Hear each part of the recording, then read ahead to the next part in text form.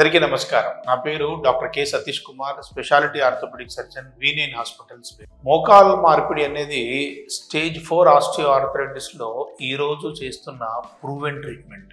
ఇది కాకుండా ఇంకా ఏ ట్రీట్మెంట్ చేసుకున్నా కానీ మోకాలు మార్పిడితోటి వచ్చేంత పాజిటివ్ రిజల్ట్ వచ్చే అవకాశాలు చాలా తక్కువ.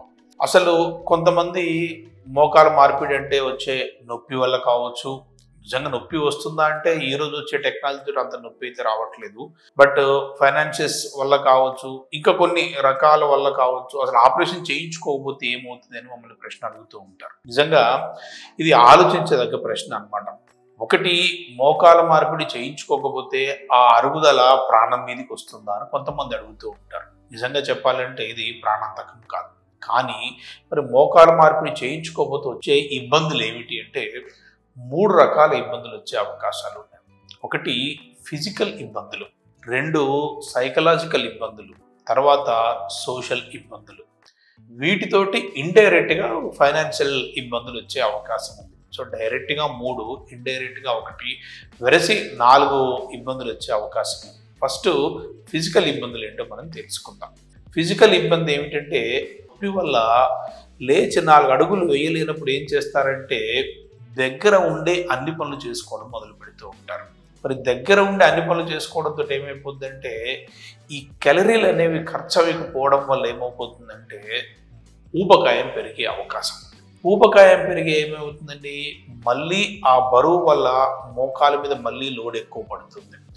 ఏదైనా ఒకరోజు కొంచెము తప్పనిసరి పరిస్థితుల్లో ఎవరూ లేనప్పుడు లేచి నడవాలంటే మామూలుగా ఇంతకు ముందున్న బరువే మోకాలు కానీ మోయలేకపోతే ఇప్పుడు పెరిగిన బరువు మోయడం ఇంకా కష్టం. అరుగుదల అనేది ఎంతమంది ఆపినా కానీ ఎన్ని ట్యాబ్లెట్లు ఇచ్చినా కానీ ఆగదు. కాబట్టి ఇంతకు ముందున్న అరుగుదల కన్నా కానీ ఇప్పుడు ఇంకా అరుగుదల ఎక్కువ అవుతుంది. దానివల్ల వచ్చే లక్షణాలు పెరిగిపోతాయి. తర్వాత ఊబకాయం, బరువు, వయసు, తట్టుకునే కెపాసిటీ తగ్గిపోవడం. ఇంకొక ప్రాబ్లం ఏమిటంటే ఎప్పుడైతే మనం నడక తగ్గించేస్తామో ఈ ఎముక అనేది కాల్షియాన్ని విడిచిపెట్టడం మొదలు పెడుతుంది. దానివల్ల ఏమవుతుంది, ఎముక ఇంకా బలహీన పడిపోతుంది. ఇప్పుడు ఇక మనం అంటే ఇబ్బంది పెరిగిపోవడం వల్ల ఊబకాయము, అరుగుదల, బోన్ వీక్నెస్, కార్టిలేజ్ లాస్, ఈ 4 వల్ల ఏమైందంటే నొప్పి ఇంకా ఎక్కువైపోతుంది. ఇది ఒక విసియస్ సైకిల్ లాగా జరిగిపోతూ ఉంటుంది. ఊబకాయము, బరువు, అరుగుదల, నొప్పి, ఇది పెరిగిపోతూ పెరిగిపోతూ పెరిగిపోతూ ఉండి ఇక అసలు ఏమాత్రం అడుగు తీసి అడుగు వేయలేని పరిస్థితి వచ్చే అవకాశం ఉంది. ఈ మధ్యలో ఏమవుతాయంటే మనకున్న కోమార్బిడ్ కండిషన్స్ ఏమిటి, డయాబెటీస్ కానీ, హైపర్ టెన్షన్ కానీ, థైరాయిడ్ కానీ. ఎందుకంటే ఇవన్నీ కూడా బాడీ వెయిట్ని బట్టి మందులు నిర్ణయం చేస్తూ ఉంటారు. మనం తీసుకునే క్యాలరీలను బట్టి మందులు నిర్ణయం చేస్తూ ఉంటారు.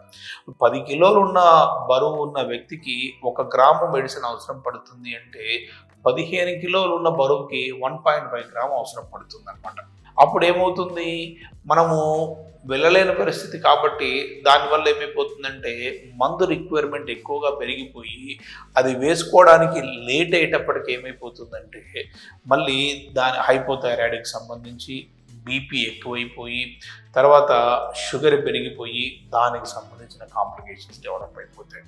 ఇది మెడికల్ కాంప్లికేషన్. ఇది ఏం చేస్తుంది, మళ్ళీ హార్ట్ మీద లోడ్ చూపిస్తుంది అనమాట.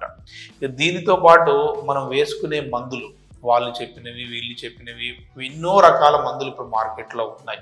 ఇప్పుడు ఎట్లా అంటే ఈ ఆయిల్ రాసుకోండి, ఈ ఇంజెక్షన్ తీసుకోండి, ఇక మళ్ళీ మీకు జన్మలో అరుగుదల రాదు అన్నట్టు చాలా ఎక్కువ అయిపోయాయి. నిజంగా వాటిలో వాస్తవం ఎంత ఉందో అన్న విషయం పక్కకు పెడితే మాత్రము స్టేజ్ 4 ఆస్టియోఆర్థరైటిస్లో ఈరోజు చేయించుకోవాల్సింది మాత్రం జాయింట్ రీప్లేస్మెంట్. సో అది చేసుకోకపోవడం వల్ల ఏమవుతుందంటే వాటి వల్ల వచ్చే సైడ్ ఎఫెక్ట్స్ యాడ్ అయిపోతాయి. కిడ్నీలు డ్యామేజ్ అవ్వడం, హార్ట్ డ్యామేజ్ అవ్వడం, గ్యాస్ట్రైటిస్ రావడం, ఒళ్ళంతా వాపులు రావడం. సో ఫస్ట్ ఫిజికల్ ఎబ్నార్మాలిటీ, తర్వాత మెడికల్ ఎబ్నార్మాలిటీ.